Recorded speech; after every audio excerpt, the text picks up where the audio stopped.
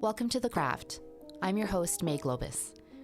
This podcast is a collection of intimate conversations on artistry, mastery, and life with talented, passionately curious creatives and entrepreneurs. Most are dear friends, some are those I've admired from afar. I hope you enjoy these conversations, this exploration of the humanity that connects all of us, as much as I do having them. Thank you for being here and for listening.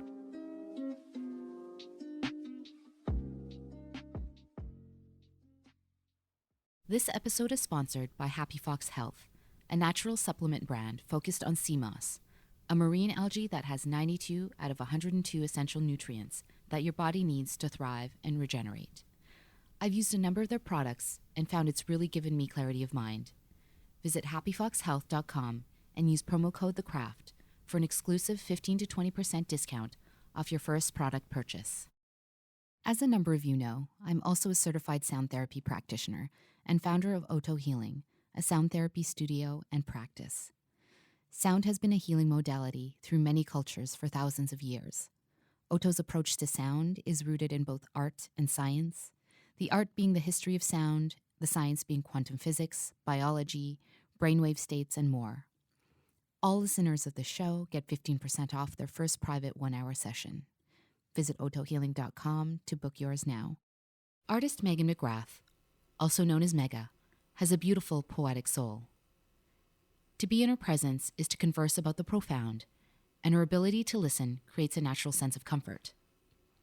She grew up in a suburb outside of Vancouver, in a traditional, steadfast family.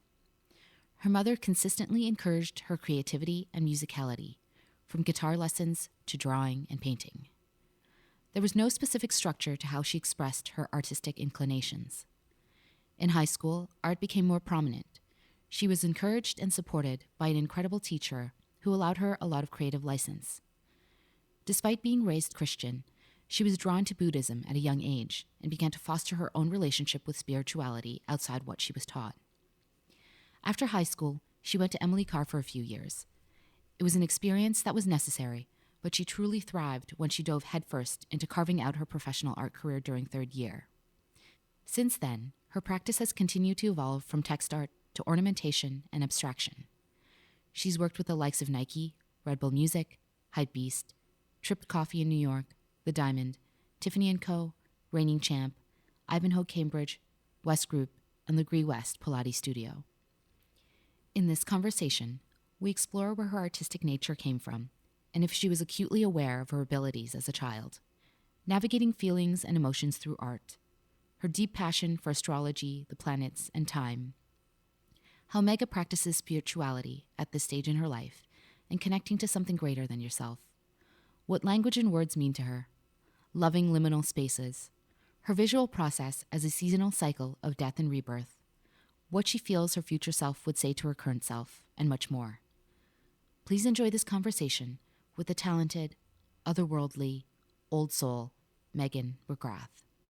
Mega McGrath. Hi. Hi. Welcome to The Craft. Oh, thank you so much for having me. I'm so excited you're here. I am sorry for the cold room. Oh. If you guys could see us right now, we've got our coats on. The heat's not wanting to work today. So Yeah, it's so odd.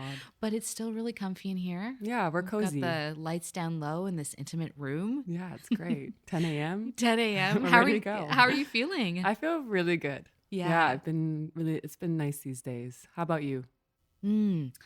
I've been feeling pretty good too. Yeah? Yeah. I a couple of weekends ago, three weekends ago, I was in Tiffany and acutely. Yes. And I think it gave me a huge reset that I good. didn't know that I needed. So that was really nice. Oh, good. Still feeling the effects of it.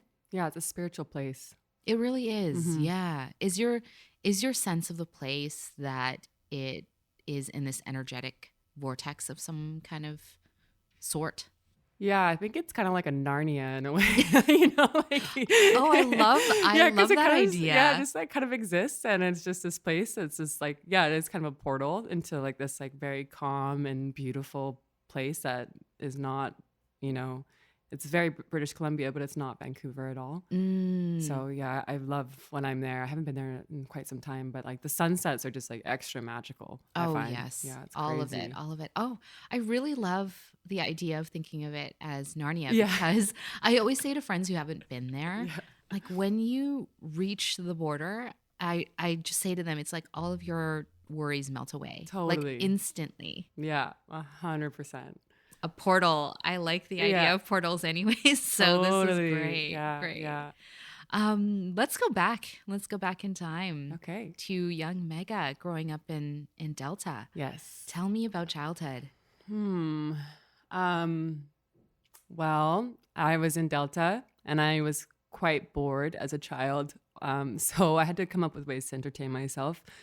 And yeah, I was just always creative. I've just kind of always been this way. And luckily, I had a beautiful mom that really encouraged me to and my creativity. So anytime I said, "Oh, I want to play guitar," she would take me to guitar lessons, or and it's not like she had the money to do it, but she always made it happen. So that's something that I always really appreciate about her. But yeah, so from a young age, I was like creatively inclined and just kind of encouraged to follow my instincts. And I've kind of always been that way. I'm gravitated towards teachers that kind of, usher me into creative realms and be like, go ahead, try it out. And so I feel like that's kind of shaped my whole life, really. Like I haven't really changed that much, to be honest. It's been the same. And my career has gone that way as well, just always just trying things out and always just creatively inclined, but not in any type of specific structure. So yeah, but my childhood has definitely informed who I am today. As with everyone. All of us. Yeah, all of us. Yeah, it's crazy. This is why I love diving into people's childhoods. Yeah. And tell me about your parents. Tell me more about your mom. So yeah, my mom and my dad, they have like very traditional backgrounds. So my mom was an accountant and my dad is still in insurance. Like it's kind of very, suburban cookie cutter, like no offense, mom and dad, but they would probably take that as a compliment. It was just, just traditional kind of thing. So my mom doesn't really know how I came out of her. She says that still today, but they're pretty traditional and but beautiful still, Yeah, I admire that about them. Yeah. So really steadfast, supportive. Exactly. Yeah. Do you have any inkling of where your artistic nature came from? I think I was just born with it. I think that certain people are born with certain inclinations and certain things sparkle to certain people. And, as I've told you, I'm such a nerd about astrology. And like, I think that is like so heavy in my natal chart. So it's just like very obvious to me that it's like I have like so much emphasis in creativity and communications in my chart that it's just like so natural. Yeah, you were literally born with it. Like I was the planet literally born. said, Yeah, exactly. Yeah, they dictated Megan's it. gonna have this Pretty much inclination, pretty much, and this yeah. nature. Yeah, it could go. I mean, I can't really see it going any other way. So Yeah. I'm curious to know when you were younger, and I think I read somewhere that you were drawing quite a lot. When you were younger, how did you view art and the creation of making things? Like, was it a term and an act you were acutely aware of, or was it more just a means to express yourself in the most natural way to you? Yeah, I would say it was definitely just a natural thing to do. It was just something I was naturally interested in, something I would naturally entertain myself with. So I was really musical as a child, and I would spend hours and hours and hours playing guitar and just learning music. And that was kind of an outlet for my creativity for a long time. And then I think probably more in high school is when the art started becoming more prominent. And I would just have like these like days of and I had like an amazing teacher. That's also something that really helped. But I would just have days of just like thinking about art and making art and just like having all these ideas of like things that I wanted to make. But having the place to express them was the key thing. And I think like having that teacher was who kind of gave me permission to to be creative. It was actually just like a yearbook class. It's so lame, but he gave us full creative license to do whatever we wanted. And I also took art with him, and he taught me how to paint and everything. So that's kind of when the art came out, and that was definitely something that was just natural, and I turned towards it. And it's also something that like made, I think when we're younger, we're like trying to find our identity, and it's something that that differentiates yourself from other people. And I think that was one thing that kind of set me apart from other people, and set me apart from my, my family and my sisters. And I was like, okay, this is my thing. This is like who I am. And then I was able to kind of like, Did it ever feel lonely? Like, this is what I do and not everybody else is doing that? I'd say that's only come recently because I think growing up, you kind of like look around you, you're looking for people who do the same things, and there's like not that many, but when you're younger, you don't really think about that as much. So I don't think I really cared, to be honest. Like I didn't, and I didn't really notice. And I was able to incorporate people into my art. So I would paint the people around me, and I would take photos of the people around me. So it was something that I didn't feel isolated. I felt like I was like connecting more, Yeah. So tell me more about you. I mean, obviously you're quite artistic, but what else were you like when you were younger and into your teens? Were you introverted? Were you extroverted? Yeah. I would say I was inclined towards extroversion because I still love people. I'm still this way, and I just love observing, and I take so much from people.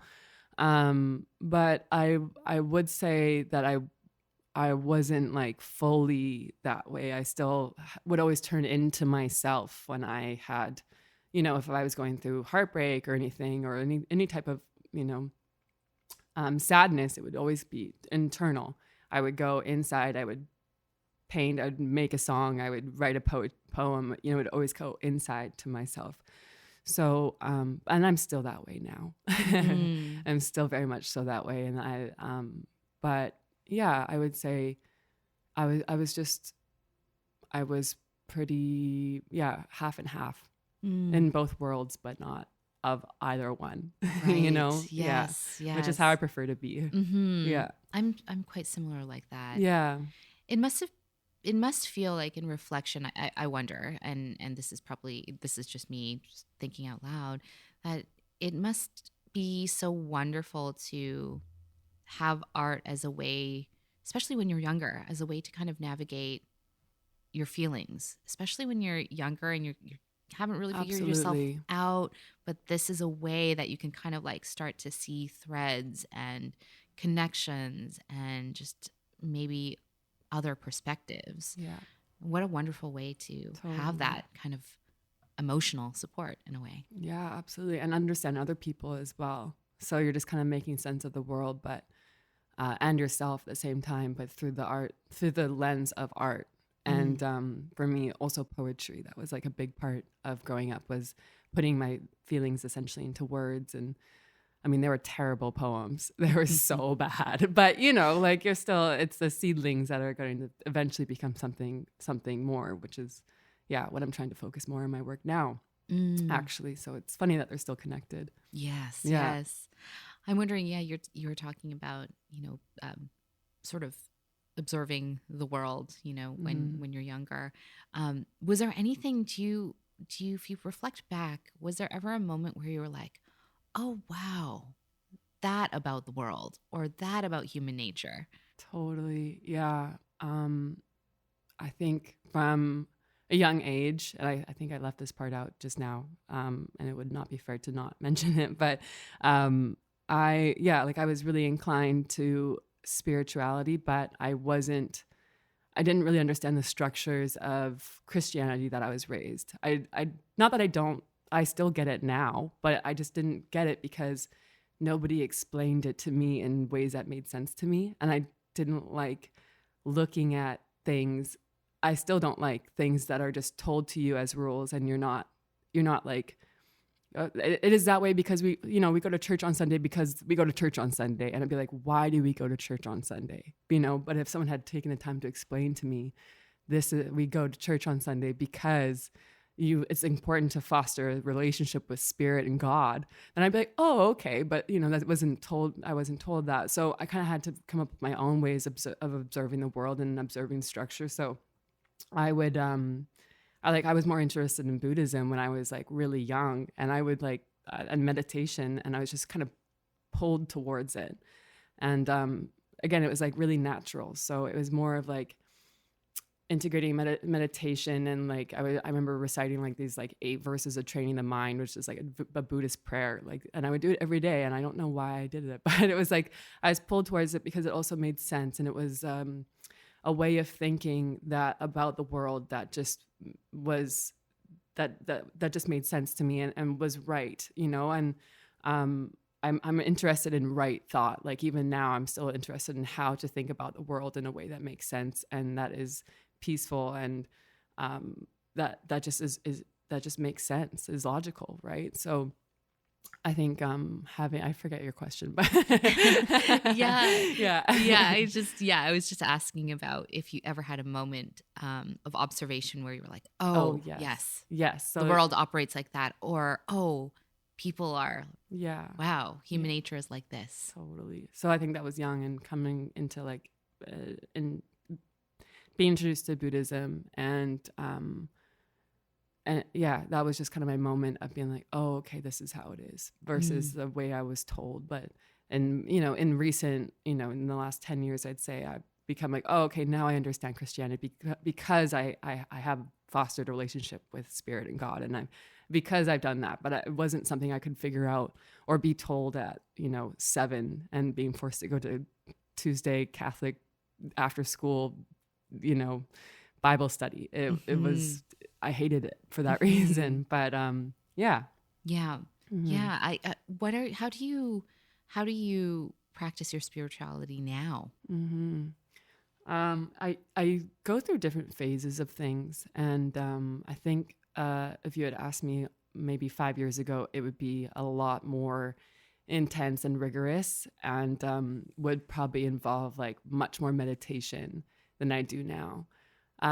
My spirituality now is more because I'm learning so much. I feel like I'm trying to learn something. Like I'm learning a branch of philosophy, which is astrology, and so all my morning, meditation time is going towards like observation and just studying that practice. So I don't like, that's pretty much it. and also just like talking to spirit, I think like journaling and speaking to it. But I think maybe 6 years ago or so, when I went through more of a spiritual time, I'd say like awakening, quote unquote, then that might have been a bit more rigorous. Yeah. I think it's so important to foster whatever that is for you, that connection to something other than yourself and something greater, whatever you want to call it.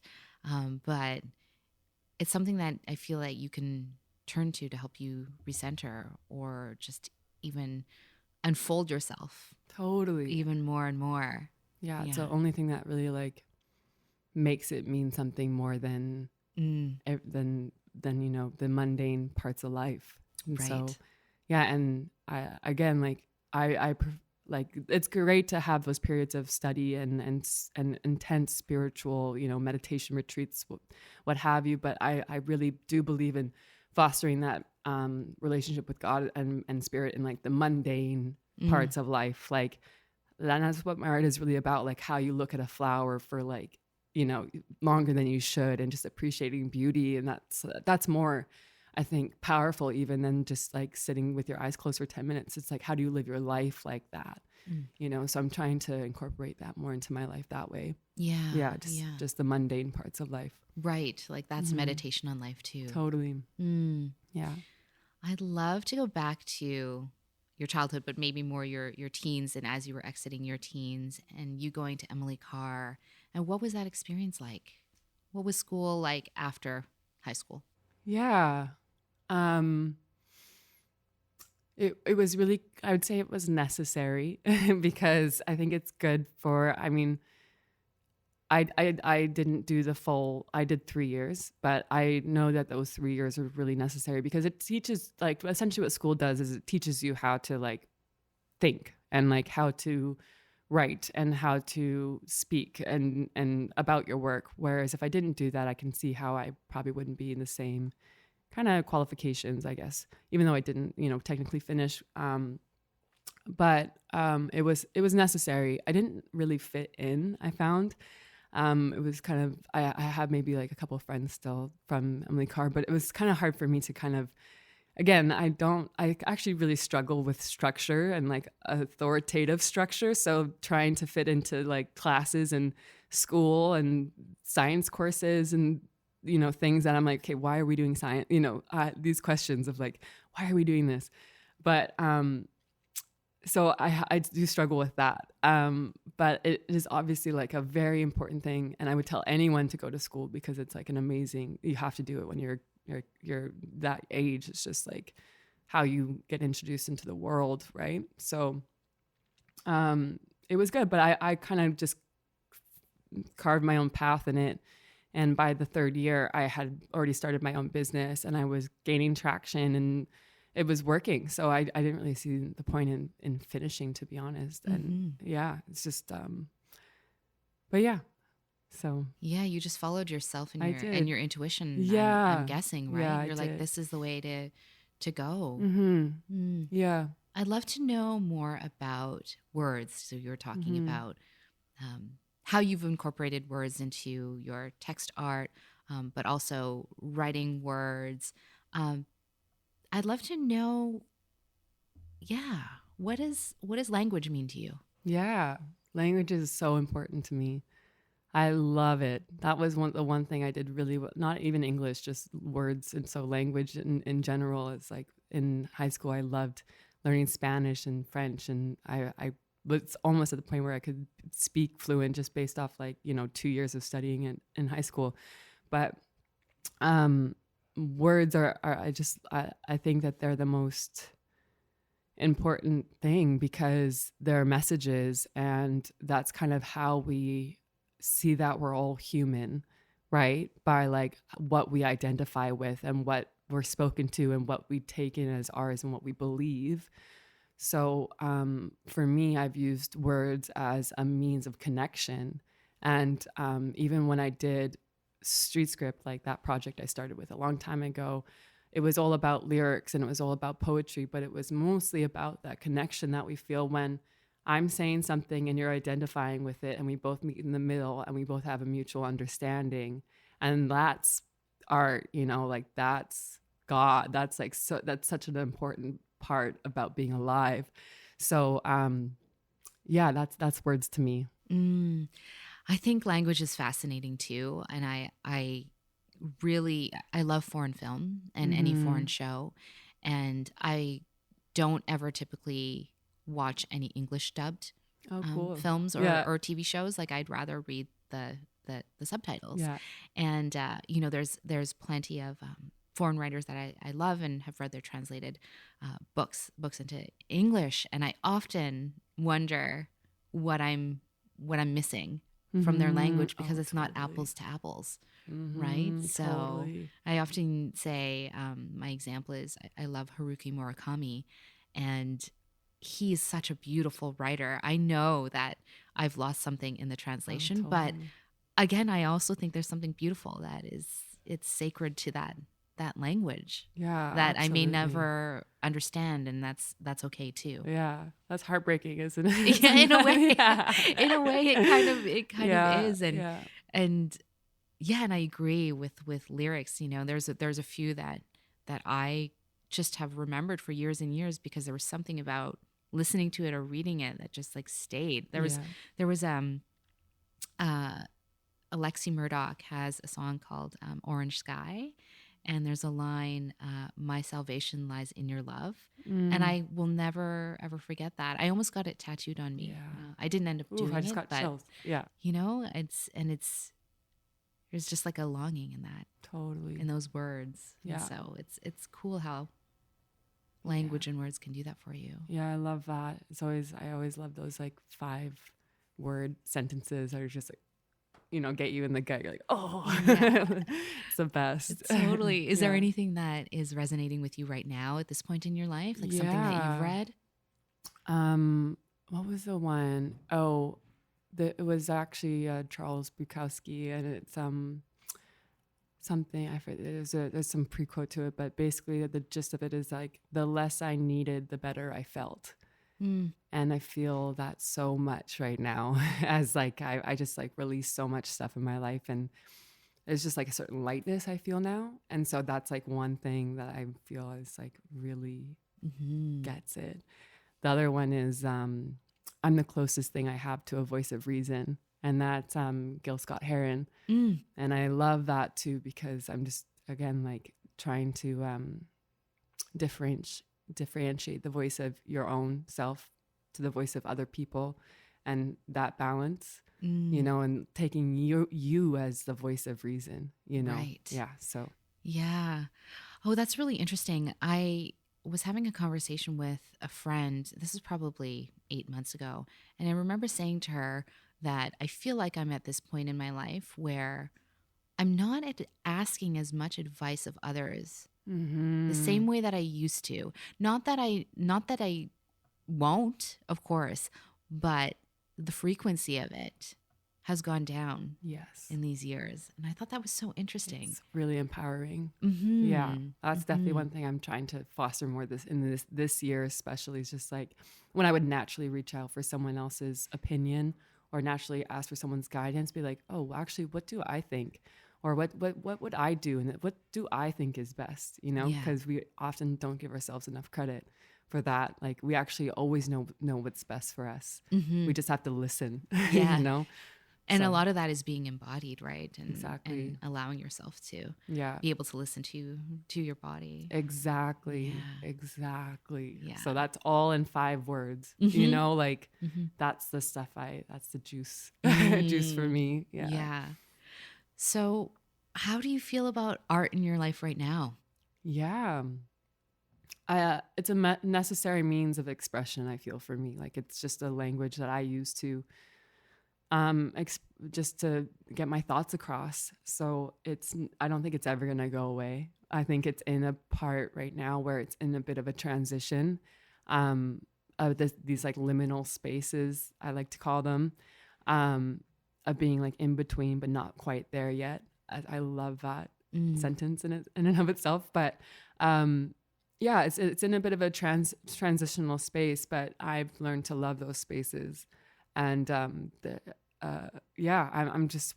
trying to like integrate more of, I guess, like more of the spiritual and philosophical things that I'm learning about into my work.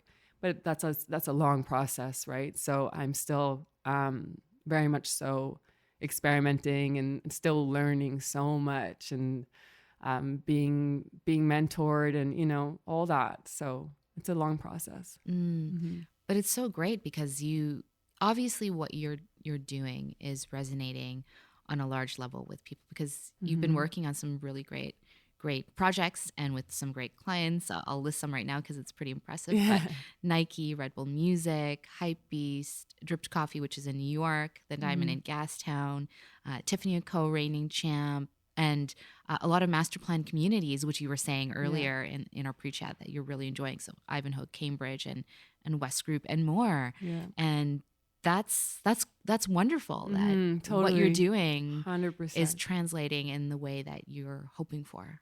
Absolutely. Yes. And those are, I mean, I love the commercial side of my work.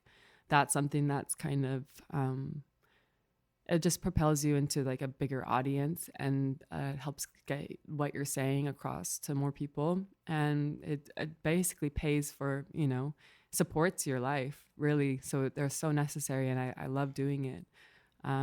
Yeah. And I suppose too, when you're working with more corporate clients and brands, there has to be a need for clear communication of your ideas to them, because you don't necessarily speak the same language, if we're going to go back to that. So you have to be able to clearly say, like, this is my idea and this is how I'm going to do it. Yeah. so that they understand. Yeah, that'll be done. That's an art form in and of itself, but yes. Yeah. So there's got to be a process there. I'm sure. Yeah, absolutely. Definitely. So during my research, I read that someone had asked you about a unique selection of quotes that you had used in your art. And you'd said, I try to pick things that are like, how do you say the most with saying the least? I try to shorten words so that they're more poetic and more up for interpretation. Sometimes the most obvious thing isn't the most interesting. And I love that last line. Can you tell me more about your thinking around that? Yeah. Well, I came from illustrating lyrics, right? So that's oftentimes whole sentences or two sentences. And while that's beautiful in and of itself, I find that there's usually one thing trying to be said in the sentences, and it's usually like, a couple of words. And how to distill that down and how to strip away everything else so that that's just what the essence of what is trying to be said is what's communicated. I think that's really interesting to me, and it's probably the most beautiful thing. Like even when I do my abstracted florals, I'm trying to strip away the entire flower and just get a couple petals and just to show the essence of it without having to show the entire thing. Because the entire thing, yes, it's interesting, but what happens when you zoom in, and what happens when you take something apart? And sometimes the most, what did I say? Sometimes the most obvious thing is not the most interesting. It's the least interesting. Yeah. I feel like that is pretty, that I don't know if that needs to be explained. I think it's, I don't like when things are said frankly or like blatantly or like they're just saying it, It's nice when there's something that you have to think about, or it's something that like, oh, that could mean this, but it could also mean that, but it means this to me right now, So that's more of where I was going with that. Yeah. And your art has evolved too, from text art to ornamentation to abstraction, and now you're saying you're kind of coming at this intersection of things. I know I read too that you were saying that finding a visual voice is not a linear process, but more of a constant cycle of death and rebirth. And when I read that, I loved it so much because just before I read that, I had actually randomly watched a video of the late Zen master Thich Nhat Hanh, and he spoke of every day being a cycle of death and rebirth, that every morning that we are born again. So it was so apropos that I had read that you said that about, your visual process. Yeah, and it's beautiful. I read that about life. Yeah. I mean, these are the archetypes of life, right? Like death and rebirth are such important parts of that. Yeah, we die and are born every single day. We go to sleep and that's death, mini death. So it is true. Yeah. And I think that's true with art as well. I think it's not a linear process. It is going in, it's more cyclical, I'd say, seasonal, and you're going in and out of things and tying things back in and bringing things to the back and erasing, and it's much more interesting that way too. Yeah, I'd hate to make the same thing for my entire life. Yeah, I don't think I see that happen sometimes with artists, and it's like, okay, like it's time to try something new. It's time to let that part of you die. But I think when people cling to things for too long, and in life too, it just becomes so obvious to the viewer. So, yeah. Do you fear death? I actually was thinking about this recently, and I think I don't want to die. It's such a funny conversation. I want to live as long as possible because I think it'd be so fun just to see what happens. And I'm so curious. Like, I love time. Time's like one of my favorite things. I study it all the time. So I'm really curious as to what happens. So in that way, I don't want to die. But in terms of actual death, I don't. I mean, I'm very cautious of like saying things, I don't like the universe, and universe is always listening. So I don't want to die, universe, but, let's make that clear. Yeah. But, I guess not. I guess not. Yeah. Yeah. I feel too, like going back to that spirituality, when you have that, that connection to source or Yeah. whatever that is, it's quite beautiful. And you're like, oh, I think that's where I'll probably go. That seems pretty beautiful. Yeah. And after you witness death too, it's like the process for the people around you, and that like into like you're still around, it's not like you're ever really gone. So that is interesting, but I don't want to do it. I want to find out what happens. So yes. Yeah. I'd love to go back to something you said that you're interested in time. Yes. Tell me more. How do you view it? Is it linear? Is it cyclical? Is it circular? Is it layered and dimensional? Yeah, this is probably my favorite thing to talk about in the entire world. I love observing time. I think it's so interesting. I don't think it's linear at all. It is deeply cyclical and seasonal. And I realized this recently that it's, because I used to kind of cross compare and like be like, okay, so I'm 22 and this person's 22 and we both have the same thing, so that's good. Or I'm 30 and this person's 26, so why are they so ahead of me? I would kind of like compare myself. And then I just have this is recent actually, this understanding of time that it is actually not linear at all, and other people's summers are our winters and vice versa. But that's only come from my study into astrology and actually the transitory nature of time. And that's exactly what astrology is. It's a study of time. It's not a science, like people call it a pseudoscience. Sure, yes, but it's more of an observation. It's a study of correlation, and people have been looking at it for thousands and thousands and thousands of years. They had nothing else to do besides stare at the sky and think about it. So I go off that, and I just my study into it, like it's not pop astrology, it's not CoStar, it's not the pattern, it's not any of that stuff. It goes so much deeper than all these apps. So I think that relationship with time and observing it and understanding that while I might be in a very, dark moon type of phase, like I'm not experiencing, light, so to speak, while you might be in your full expression of something, and I'm just in a different time, so it's given me a certain reverence for time and a certain like deep rooted presence of an acceptance of like where I am. And, if it's shitty, but I know when it's actually going to be over, which is like a superpower I find, or being able to like help people too, and to speak to them and just, or even my friends, and just be like, look, like it's okay. It's going to be okay. It's going to change actually, because that's what it is. Transits are about things being transitory, right? So things pass, all things change. And while it might be shitty right now, it's not going to be next year or 2 years from now, So it's been very helpful. And yeah, I love looking at it. I love looking at the development of it too. It's so interesting. It really, really is. Yeah.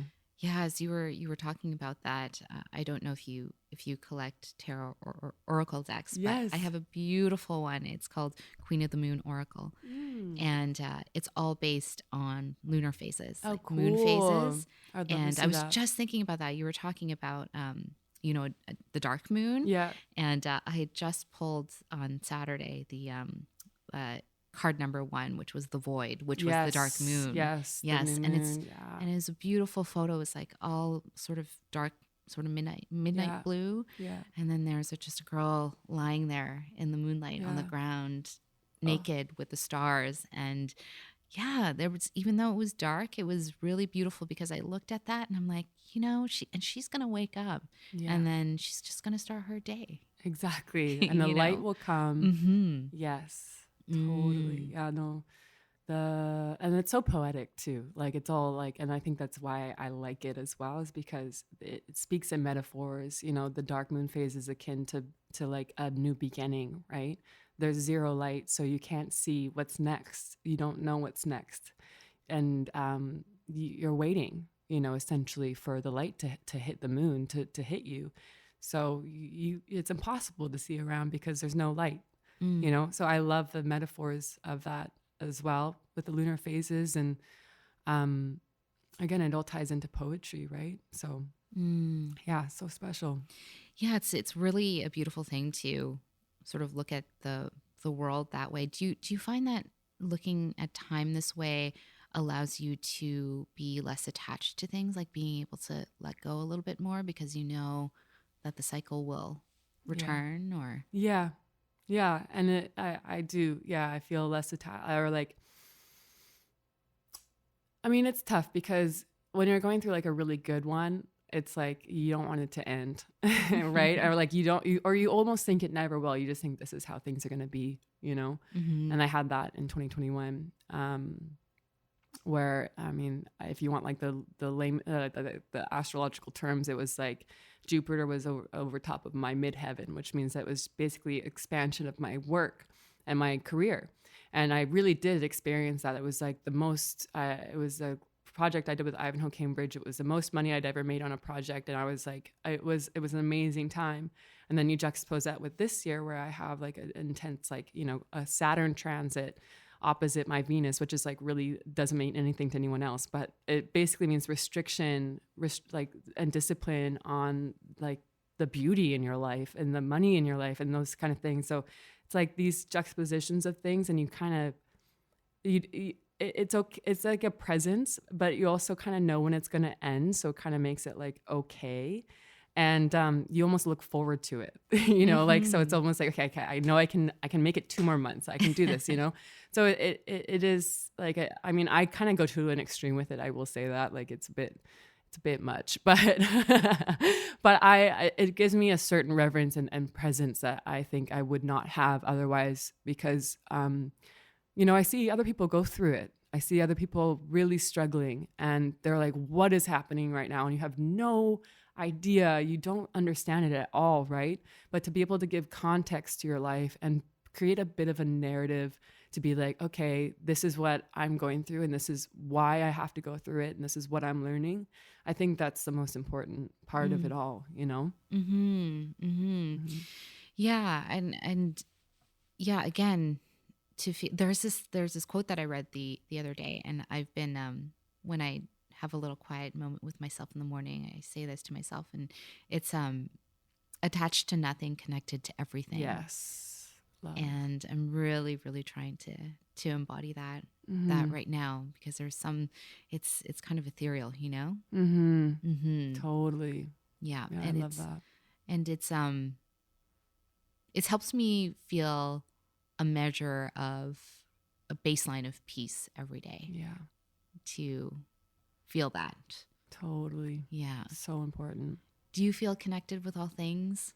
Yeah, I do. Yeah, I really do. I think at times that it's more connected than other times. Obviously, I think when you don't listen to yourself, or you kind of push yourself away, and you will, you know, you favor the voices of others to your own, I think you are less connected with everything and with God in general.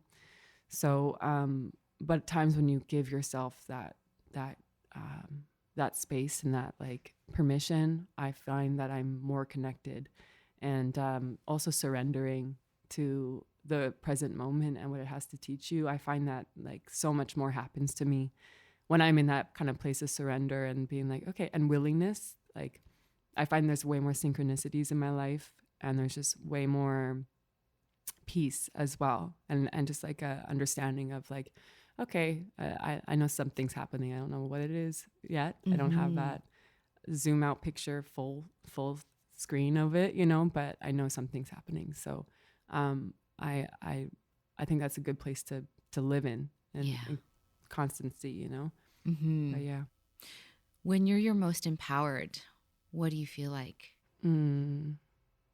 I'd say like energetically, like turned on, like, you know, flipped on, the switch is on, and I have access to like boundless energy. That's like when I'm my best. I think when I'm like, no, I'm in the right place, is when I have a constant access to this like stream of energy, and also to inspiration. Yeah. So everything's coming in, and I can come, like, it goes in and goes out like the same exact speed, you know? Yeah. And is your creation, when you're in that mode, is your creation on high? Like, yes. Yeah. It's always just like, yeah, it's like a clear channel, basically. It's like you picture like your head and there's like a beam. Yes, That's kind of yeah. like, that's what it feels like. Yeah, Yeah. yeah. I love this. And, as we're having this conversation, and I'm quite a spiritual person, so I always love when I get to have conversations with other people who are the same. Um, and I love this kind of balance that you have between spirituality, but there's also this practicality to you as well, because I was reading that when you're working on an idea, that you often, an art idea, that you often are sketching like 100 of the same thing to get the proper form out. And I love that you have this meditative practice of your art too. Oh yeah. I'm definitely not like I think it's funny. Because I work with an art, like, Zoe Pollock. Yeah, of she's course. such a beautiful artist. Also, she's doing an oracle deck. I have to drop that. So yeah, it's coming out. I've got to message her right Christmas after this. time. But anyways, Wonderful. she's very much an emotive painter and can do it on the spot and can make this beautiful thing without really trying. But I realize I don't work like that. Like, I actually have to really, my process is a lot more deliberate and a lot more logical. So I actually have to plot things out. Like, there has to be practicality in my work. There has to be kind of a bit of rigidity. And I have to kind of draw things out 100 times, make like a lot of bad ones, and then kind of there's a few good ones, but it's much more deliberate than people would probably imagine. And because people will be like, oh, just do this really quickly, or like, let me get you painting. I'm like, it's not like a something nice to watch. Like, it's actually quite boring, So my process is just a lot more deliberate and practical, than one might imagine. And I suppose you just have to find that what works for you as an artist. Totally. There's no one right way to do it. Yeah, absolutely. Yeah, it's definitely not the most efficient, but I'm always happy with the product. So, and that's all that matters. Exactly. in the end. Yeah, exactly. I was curious. I read somewhere that you are drawn to a color every single year. So, what's the color for 2023? Yeah, I wonder that. I think I don't know. What was it this year? And then 2022. Okay, so 2020 was olive green, because it was like this like really intense chartreusey kind of luxurious green that I was loving. And then 2021 was like this kind of darker, like it was like this darker plum, like a dark plum, because I was going through some stuff. And then I don't know, this year is a bit brighter. Like, maybe it's kind of an orange, actually, like a brighter orange. Cool. Yeah, I like that. Yeah, tropical. Yeah, it's interesting. What's your color? Ooh, great question. If you had to pick right now. I'm closing my eyes. Oh, it looks like a mint green. Oh, that's a good color. Yeah. That's what sort of like started to. It took me a second, but that was the one that was more prominent. Yeah, totally. Yeah. Ooh, I wonder. I've got to see if I find myself in 2023 drawn to that. Yeah, totally. If I'm like, oh yeah, like I'm buying things like that, or like I'm eating more mint chocolate ice cream or something like that. That whole thing came from like, when your life changes, your sense of color changes. And I don't know where I heard that from, but I remember it really sticking with me. And I think like I made my art for so long in black and white. Like, when I was doing more lyrical stuff, it was always black and white. And then I kind of had this like, spiritual awakening. And all of a sudden it was like this bright blue that was just following me everywhere. It was what I was attracted to. So I think that when your life changes, the colors change too, like your sense of color. Yeah, interesting. I know. Now I feel like I need to look up, Yeah, like I don't know what green. it is. Like, what does it mean? What does it mean? Or maybe like Pantone had like a mint green somewhere, and maybe I could look up what they wrote up on it. But that's really interesting. Yeah. I'm curious to know. So this was probably 5 or 6 years ago, but there's an intuitive that I've been seeing for almost probably like 8 or 9 years, and she's got a different. She's very gifted in all kinds of modalities, and I see her twice a year, and then when I go to her, it's more of an intuitive, like, oh, what do you feel like I need today? And one year it was, she's like it's a future progression. So like not a past life progression, crazy, but your future self wants to talk to your present self. Whoa. And so she put me into a state, like a very relaxed state. And yeah, I just started talking as if I was May 10 years from now. What did she say? Oh, she said a lot of things. Mm-hmm. Yeah, she said a lot of things in terms of what I'd be doing. Whoa. And what kind of scale that would be at. And it was, That's it was so really cool. And actually, now that I'm talking about it, she records it and you can re-listen to it. I feel like I need to re-listen to it.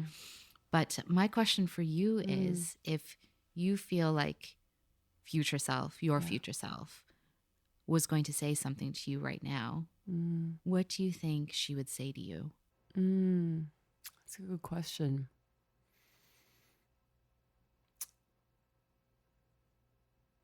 Well, I know I'm going to be like wildly successful when I'm talking. I'm just kidding. Hey, put it out there. I'm just joking.